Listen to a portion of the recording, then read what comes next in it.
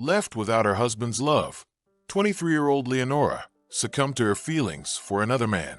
Their secret correspondence was discovered by her husband, who decided to deal with his wife in a radical way. Her body bore multiple bruises, and it was said that in her desperation, she even bit her husband's fingers. There are few exact details about that horrifying night, as there were no witnesses. Leonora Alvarez was born in Florence in the middle of the 16th century into a noble Spanish-Italian family. Her father, Don Garcia Alvarez de Toledo Osorio, was the brother of Eleonora of Toledo, the wife of Cosimo I de' Medici, the ruler of Tuscany, while her mother, Victoria Colonna, hailed from the illustrious Colonna family. Having lost her mother at a young age, little Leonora was raised at the court of her uncle by marriage, the Grand Duke Cosimo de' Medici. The girl grew up alongside her cousins, the Medici children, forming a particularly close bond with her cousin Lucrezia and her older cousin Isabella de' Medici. It seemed that a brilliant life at court lay ahead for the young aristocrat, but fate had prepared a different, more tragic path for her. When Leonora turned about 15, her father, Don Garcia, and Uncle Cosimo de' Medici decided to arrange her marriage to Pietro de' Medici, the younger son of Cosimo I. The marriage between cousins required papal approval, but for influential dynasties, this was not a barrier.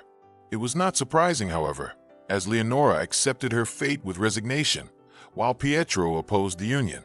Although the princess was stunning, an embodiment of Renaissance beauty, soon the marriage contract was signed. The Medici sought to strengthen ties with the Spanish Alvarez de Toledo family, while the Toledo family hoped to solidify their position in Italy. The young bride was promised a substantial dowry, 40,000 ducats, plus 5,000 ducats in jewels.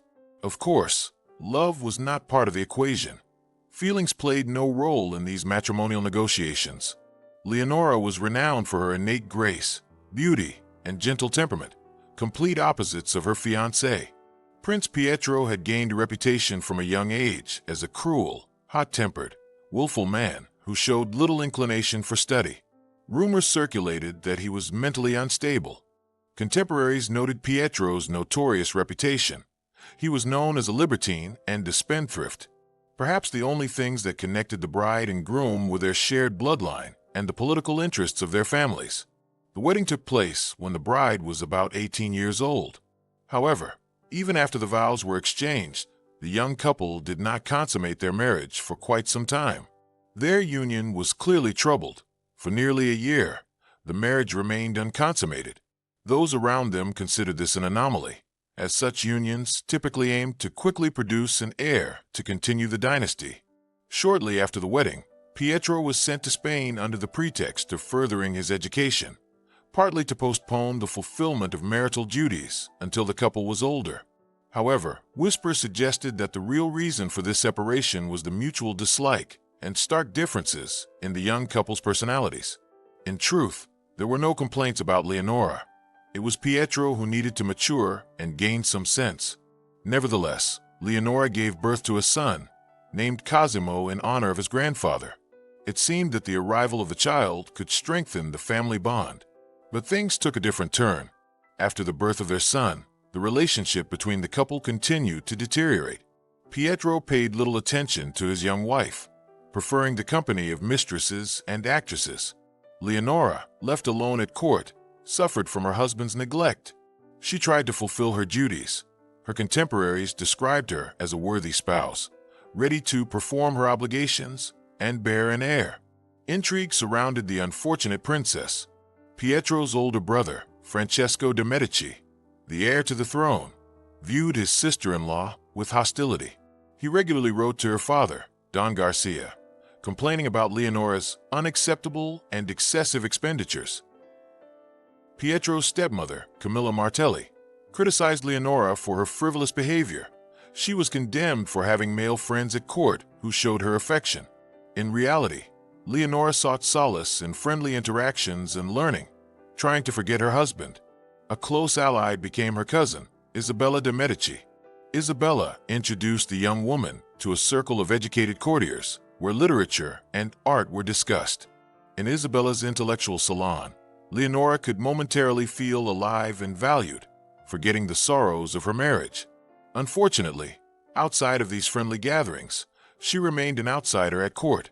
In the year 1574, her patron and uncle by marriage, Cosimo de' Medici, passed away. With the death of the family head, Leonora lost her last protection. She even stopped sharing a bed with her husband. The Ferrara ambassador, Gabriel Sotilli, wrote about her during those days. The most unfortunate princess and the most dissatisfied woman in life. The sorrow, humiliation, and intrigue surrounding Leonora reached a peak. Her position at court became unbearable. Deprived of her husband's love, the young Leonora succumbed to her feelings for another.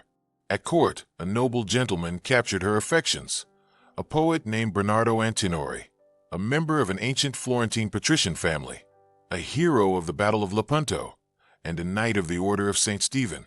Antinori became a trusted friend to Leonora and soon, according to rumors, her secret lover.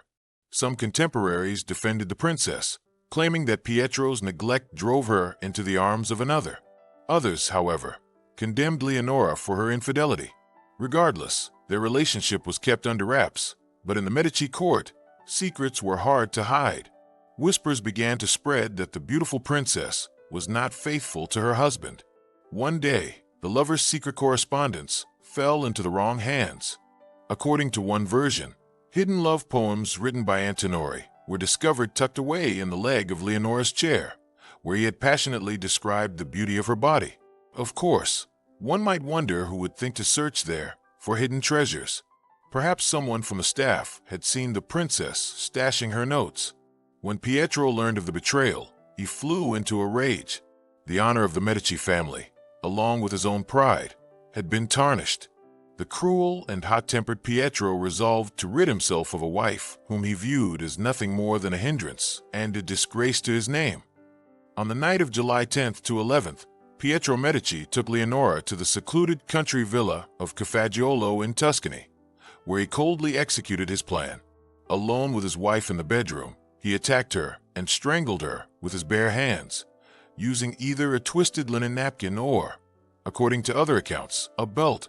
Leonora fought back desperately against her husband. Her body bore multiple bruises, and it was said that in her despair, she even bit his fingers.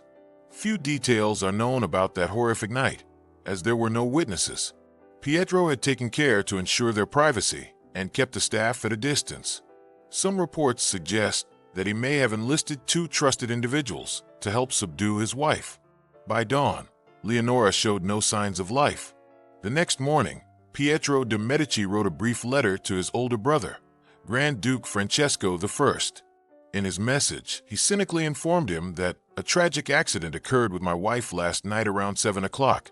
She has passed away, and then inquired how he should proceed. Meanwhile, preparations for a coffin were already underway at the villa. Leonora's body was hastily transported back to Florence early that morning and buried quietly. The Medici court officially announced that the princess had died in her sleep from asphyxiation or a heart attack. Thus, the family attempted to cover up the scandal. Only a select few in Florence knew the truth, but it was difficult to keep it hidden beyond Tuscany for long. Leonora, by her status, was a grandessa of Spain and the granddaughter of the Viceroy of Naples. So news of her quiet burial, without the proper honors, caused outrage in Madrid. The Spanish royal court demanded explanations.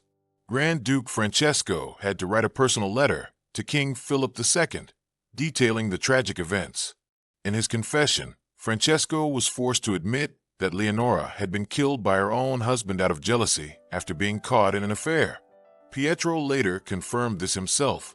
To lend credibility to his account, evidence was presented, the very love poems by Antinori that praised Leonora's beauty. To everyone's surprise, the Spanish monarch forgave Pietro, considering the matter settled. No punishment followed. What happened to Leonora's lover? Bernardo Antinori was arrested almost immediately after the tragedy. The unfortunate poet was thrown into a dungeon and soon died under mysterious circumstances. It was rumored that he had been strangled in his cell, just like his beloved. Thus, the Medici dealt with both participants in the scandalous affair. At the court, the situation was discussed among the aristocrats for a long time. Moreover, Leonora's cousin and Pietro's sister, Isabella, also died under mysterious circumstances. The official story claimed she succumbed to a high fever, while the unofficial tale suggested she was strangled by her husband. One theory posited that the true instigator of Leonora's murder could have been Grand Duke Francesco I himself. Rumors circulated that the new head of the Medici family secretly ordered the removal of the headstrong relative to quell any unrest. Allegedly, Leonora had become involved in dangerous political games and associated with individuals plotting against the Medici power. This theory sounds dubious. Wouldn't it have been simpler to execute her for treason? Just a month after his mother's death, Leonora's 3-year-old son, Cosimo, also passed away. Officially, it was declared that the boy had died of illness. However, many doubted the coincidence. Rumors suggested that Pietro poisoned his own child, suspecting he was not the boy's father. Pietro had always been his father's spoiled favorite, taking advantage of his impunity. He squandered his fortune and his father's inheritance on gambling. At the end of the 16th century, he married Beatriz de Lara de Menezes, a Portuguese aristocrat and the daughter of Manuel IV, Marquis of Betrayal. After the wedding, he abandoned his wife and moved in with actresses, one of whom bore him 5 illegitimate children.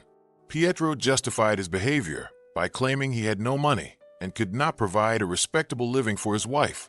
He died in the year 1604 at the age of 49.